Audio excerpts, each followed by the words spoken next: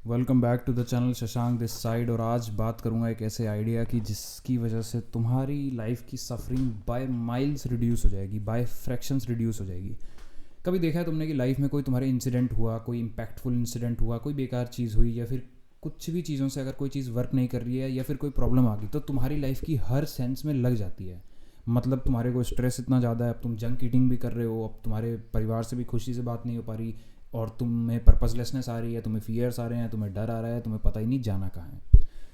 तो ऐसा क्यों होता है? When we are unaware about the multiple dimensions of life, या फिर हमें हमारी वैल्यू हायरार्की में कोई गलत चीज़ टॉप पर बैठ गई है और हमें आइडिया ही नहीं है कि हम एक वैल्यू की हायरार्की बना के बैठे हैं। So this is the idea of value hierarchy. बहुत लेट समझा इस चीज़ को खुद भी, the hard way, by hit and trial, by suffering a lot. तो सोचा why not make a video on this thing.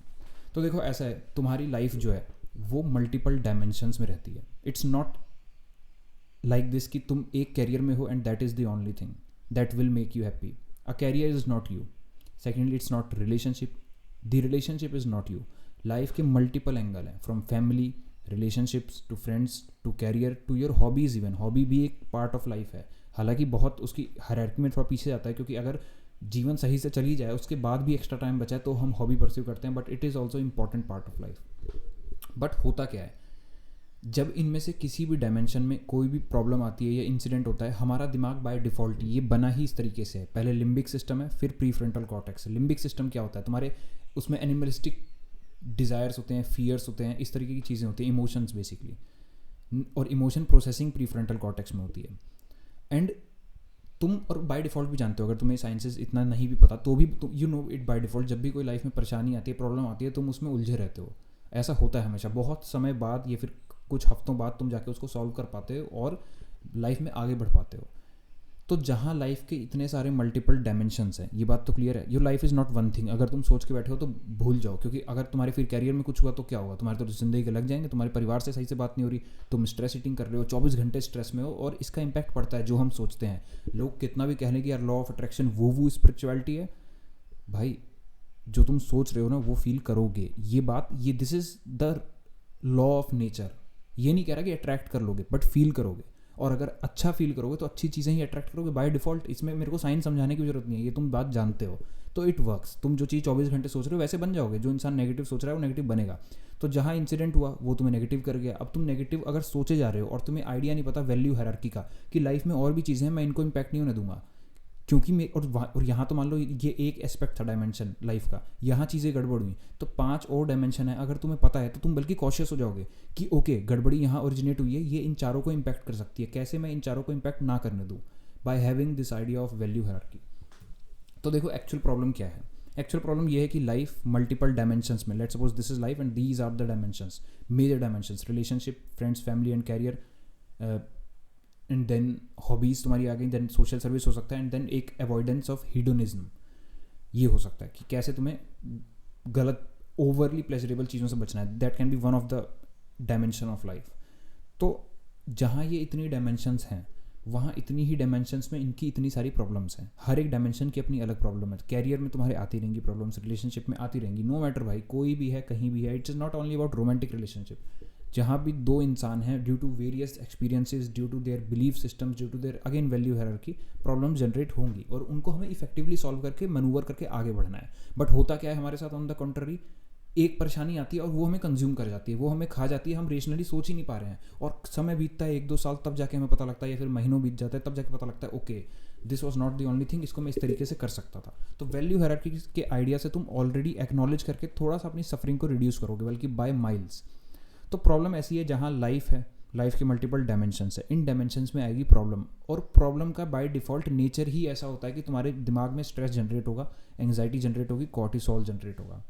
और कॉर्टिसोल का बाय डिफ़ॉल्ट नेचर होता है कि अब तुम मल्टीपल वेज में हिलते चले जाओगे। हिलते इन द सेंस क्या, परेशानी हो जाएगी, तुम सही से ऑपरेट नहीं कर रहे हो, यू आर प्रेशर्ड, तुम नहीं खुश नहीं फील कर रहे हो, और जब तुम खुश नहीं फील कर रहे हो तो लाइफ के जो बाकी डायमेंशंस है, तुम हेल्दी नहीं रह पाओगे, हेल्दी नहीं फील करोगे, mental health and physical health, तुम्हारे रिलेशनशिप्स बिगड़ जाएंगे। तुमने बहुत एविडेंटली देखा होगा सुबह लोग का, तभी तो ये बहुत मेजरली लोग कहते भी, यार बॉस से लड़के आया, मेरे ऊपर गुस्सा निकाल रहा है अपने घर में, इसका ऑफिस का दिन नहीं सही गया होगा, इसने मेरे ऊपर निकाल दिया। तो अगेन क्या हुआ, रिलेशनशिप पे तुम्हारा इंपैक्ट पड़ा, तुम्हारी सेहत पे तो पड़ ही रहा है, जब तुम अंदर जो सोच रहे हो वही तुम्हें बना रहा है, and then again physical body भी, योर फिजिकल फिटनेस। तो उनका इम्पैक्ट हो रहा है। और कई बार ये सिर्फ प्रॉब्लम्स नहीं होती हैं, कई बार ये इंसिडेंट्स भी होते हैं। Every incident is not a problem, but कोई तुम्हारी लाइफ में इंसिडेंट हो गया ड्यू टू इंटरनल रियलिटी या एक्सटर्नल रियलिटी, अब वो तुम्हारी लगा के बैठा है। क्योंकि कोई भी अगर इम्पैक्टफुल इंसिडेंट हुआ है और वो नेगेटिव बाय नेचर है, अच्छी चीज़ें यार बिल्कुल अच्छा लगता है लाइफ में, सब कुछ चल रहा है, कितना बढ़िया चल रहा है, लेकिन मोस्ट ऑफ द चीज़ों में तुम्हें दिक्कत आएगी। एक इंसिडेंट ऐसा आएगा जो कंज्यूम कर जाएगा। रिलेशनशिप में कोई इशू हो गया, अब कभी ऐसा नहीं होता कि एक चीज़ हुई और हाँ यही प्रॉब्लम है, इसको सॉल्व करना है। कई बार जस्ट इंसिडेंट्स होते हैं ड्यू टू सामने वाले की गलती से, अपनी गलती से, हमारे वैल्यू स्ट्रक्चर में कोई गड़बड़ हो, उसके हो, एक्सटर्नल एंड इंटरनल रियलिटी के इंटरप्ले से जनरेट होते हैं इंसिडेंट्स, और वो इंसिडेंट तुम्हें कंज्यूम कर जाता है। अब तुम्हें पता ही नहीं कि लाइफ के इतने डायमेंशन है, और जब तुम्हें नहीं पता तो एक डायमेंशन की एक प्रॉब्लम और एक इंसिडेंट तो तुम्हें कंज्यूम कर ही जाएगा। This is very obvious. और ये प्रॉब्लम का बाय डिफ़ॉल्ट नेचर होता है, वो तुम्हें कुछ दिन तक अपने पास रखती है, उसको समय लगता है उन वेव्स को सेटल डाउन होने में, तब तुम रेशनली सोच पाते हो। बट जब तुम्हारे पास ये आइडिया है कि लाइफ मल्टीपल डायमेंशंस में एग्जिस्ट कर रही है, ओके, इन मल्टीपल डायमेंशंस में मल्टीपल प्रॉब्लम्स आएंगी और मल्टीपल इंसिडेंट्स आएंगे, ओके, तो जब ये आएंगे तो तुम कंज्यूम ना हो जाए, तुम्हें पता है कि और भी डायमेंशंस ऑफ लाइफ हैं। अब इसका डेंजर बता देता हूँ क्या है। कि पहली बात तो जब तुम्हें एक डायमेंशन की एक प्रॉब्लम और एक इंसिडेंट कंज्यूम कर गया, तो सबसे पहले तो यार तुम्हारे अदर एस्पेक्ट्स पे हार्म होना शुरू हो जाता है। तुम्हारे हेल्थ पे हार्म होगा, तुम्हारे कैरियर पे होगा, लेट सपोज तुम्हारे रिलेशनशिप में कुछ गड़बड़ चल रहा है, तुमने कभी इस चीज़ को देखा है कि तुम 24 घंटे उसी चीज़ के बारे में सोच रहे हो, वो सॉल्व ही नहीं हो रही।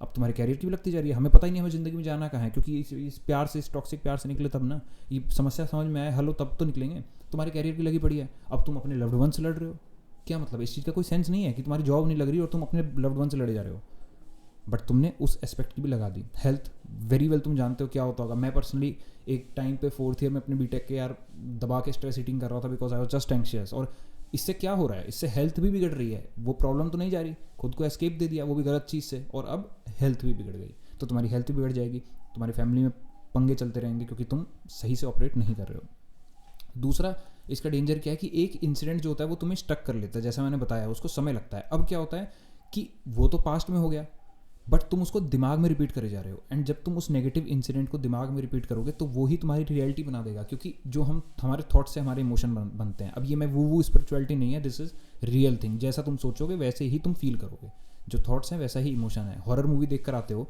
तो क्यों रात को आने के बाद भी डर लगता है कई लोगों को? इसीलिए लगता है ना, क्योंकि emotions are a real thing, भले ही वो इमेजिनरी हो। भाई तुम मूवी तो तुम जानते हो वो बनाई हुई है, बट फिर भी डर लगता है। दिस इज़ वाई, क्योंकि इमोशंस आर द थिंग। अब तुम उसी इंसिडेंट में उलझे हुए हो तो तुम वही फील करोगे और वही तुम्हारी लाइफ में आगे दिखाई देगा। उससे तुम्हारा कॉर्टिसोल इंक्रीज होगा, जिससे लाइफ के अगेन मल्टीपल एस्पेक्ट्स में लग जाएंगी रिपल इफेक्ट, और तुम अपने आप को पाओगे एक पूरे अंधेरे में। नाउ इसका वे आउट ये है कि भाई अपनी वैल्यू हायरार्की बना के रखो। तुम्हें पता होना चाहिए कि पहली बात तो लाइफ के मल्टीपल डायमेंशंस है, किस डायमेंशन की कितनी इंपॉर्टेंस है। मेरे हिसाब से, एंड जितने भी बहुत सारी जगह से रिसर्चेस करी गई है, 2-3 चीज़ें तो बहुत कॉमन पाई गई हैं कि your relationships are the top most thing. Relationships in the sense friends, family, career, romantic, not career, friends, family, romantic relationships. Second number पे कैरियर, ये मतलब मेजर इंपैक्टफुल है, these are like keystone areas of your life. इनकी लगी तो highly likely possible तुम्हारे हर sense में लग जाएंगे। देन हेल्थ, अब इसको इंटरप्ले भी कर सकते हो, हेल्थ भी नंबर 1 पे आ सकता है, रिलेशनशिप सेकंड पे, एंड कैरियर थर्ड पे।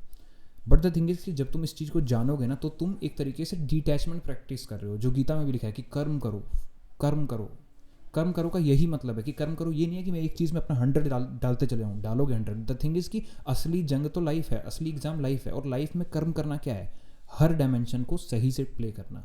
मैं अपना बताता हूँ, जैसे मैं ऑनलाइन बिजनेस करता हूँ, उसमें सेल्स जब मैं स्टार्ट किया था पहले, अभी तो इट्स गुड, मैं मैनेज भी कर लेता हूँ, बट द थिंग इज जब मैं स्टार्ट किया था तो सेल्स अप जाती थी, फिर सेल डाउन जाती थी, मैं एड्स भी लगाता था तो वो लॉस में चला जाता था, और ऐसा लगता था यार ये क्या हो गया। पूरे दिन वही ख्याल कंज्यूम करके बैठा है, पता नहीं एक स्टेबल इनकम आएगी कि नहीं आएगी, कैसे करूँगा काम, बड़ा अलग सी फील्ड है, मुझे पता भी नहीं इस लाइन का, कल को पेपाल बंद हो गया तो क्या करूँगा।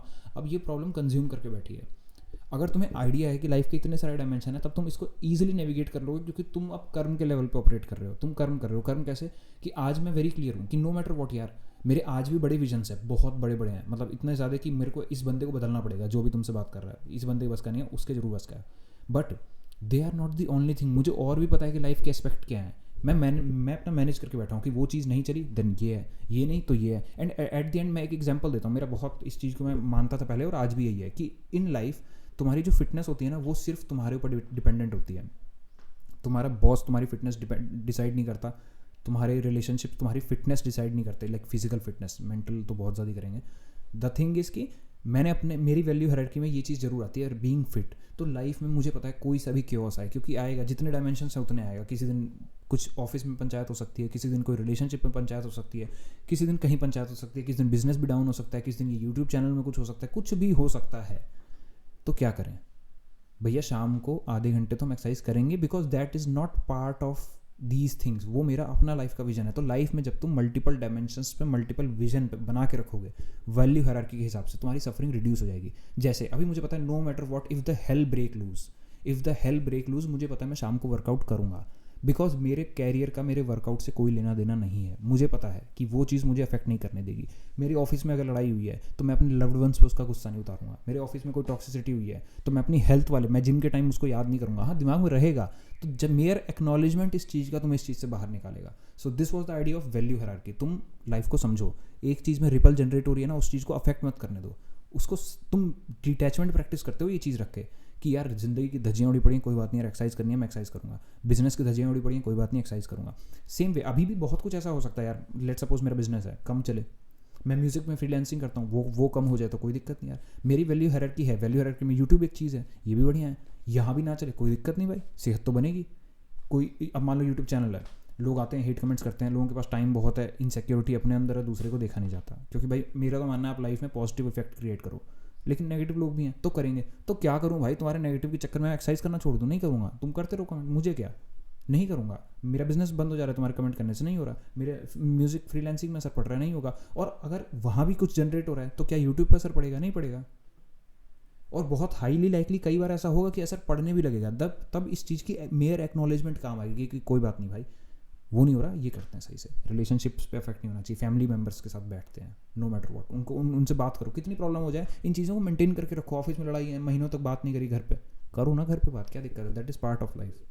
सो ये था idea, hopefully you loved it. Thank you for watching, subscribe the channel for more ideas, because ideas help even if they give you 1% clarity, they do help. And also DM me on Instagram your problems, will try my best to give you some perspective or help in problem solving. Yeah, comment down below. Thank you for watching.